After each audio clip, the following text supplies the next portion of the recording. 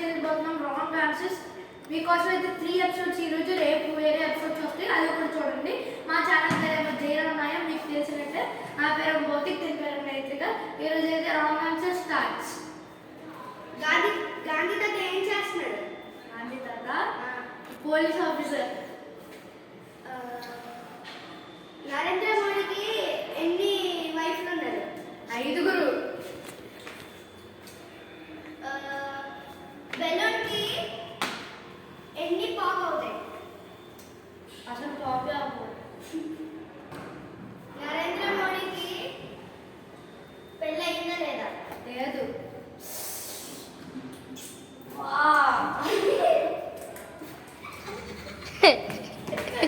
So friends, ఇప్పుడు వీడి మొహం అయితే చూద్దాం.